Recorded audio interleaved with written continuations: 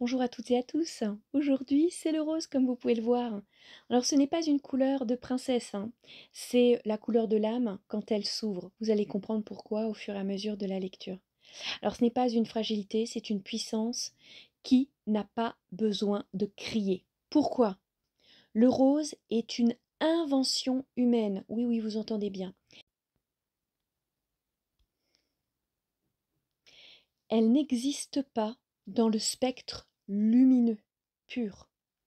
C'est un mélange entre le rouge vibrant et le blanc éthéré. Ça, c'est seulement dans la soustraction des couleurs. Dans l'addition, c'en est autre chose. Donc on peut dire que c'est une sorte d'hybride, hein, une transition, une alchimie. Cependant, c'est le cerveau qui crée cette couleur. C'est prouvé scientifiquement, j'annonce pas ça de but en blanc comme ça pour faire joli. Donc cette alchimie-là, elle touche le cœur. Pourquoi? Le rose agit sur notre cerveau comme un adoucissant émotionnel. Il baisse la pression artérielle, ralentit le rythme cardiaque et diminue les pensées agressives. Ce n'est pas une hypothèse, c'est une expérience célèbre qui est appelée le Baker-Miller-Pink Test. Il a montré que peindre les murs de certaines prisons en rose réduisait considérablement la violence des détenus. Bon, pendant les premières minutes du moins, faut peut-être pas abuser. Je dirais que le rose a dû réveiller certainement la testostérone des hommes. Donc, attention tout de même, hein, ce n'est pas une couleur qui endort, hein. Le rose ne fuit pas le monde, il guérit. Dans la nature, le rose est partout, là où la vie se fait délicate mais tenace. Le bourgeon qui éclot, la peau fraîche d'un fruit, le ciel au petit matin, la nuit aussi, faut le dire.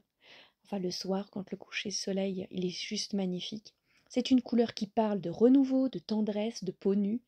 Donc en art, le rose a souvent été associé à l'enfance, au féminin, au superficiel, et pourtant, chez les expressionnistes, le rose devient chair et émotion brute.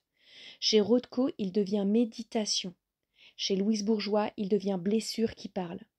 Le rose, c'est le non-dit qui devient visible. Donc en fait, il a vraiment une connotation qui est plus profonde que celle qu'on veut bien lui donner, comme le rose Barbie. Dans la symbolique énergétique, le rose est souvent considéré comme une extension du chakra du cœur, Anahata, alors que le vert guérit, le rose lui transcende. Il parle de l'amour inconditionnel, celui qui ne demande rien en retour. Peindre en rose, c'est offrir son attente, c'est ouvrir un espace de réconciliation avec soi. Et il y a 1000 nuances de rose, toutes avec leur propre souple. Vous allez pouvoir vraiment le regarder dans toutes les nuances que je vais faire. Toutes sont réellement roses. Elles ne sont ni rouges, ni bleues, ni violet. C'est très intéressant comme couleur.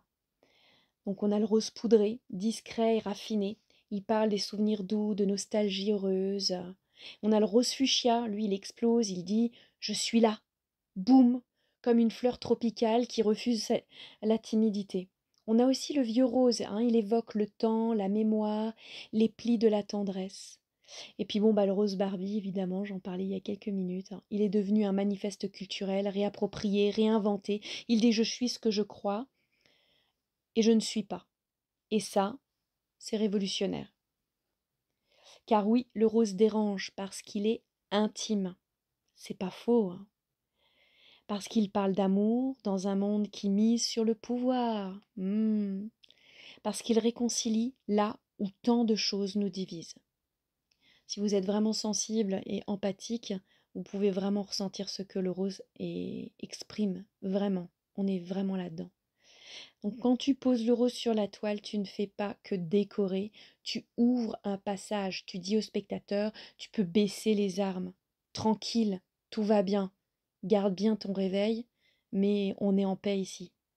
Le rose, c'est l'armure invisible de celles et ceux qui ont choisi de ne pas se durcir, c'est la force de rester tendre, c'est la liberté de sentir sans peur de s'écrouler. Alors continue de l'évoquer, continue de l'honorer, car dans un monde qui crie, le rose chuchote. Et parfois ce sont les chuchotements qui guérissent le plus loin. Voilà.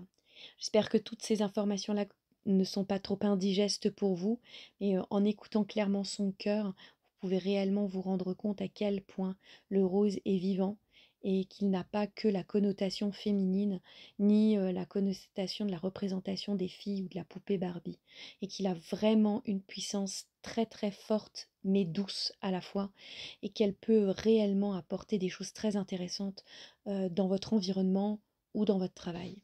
À bientôt.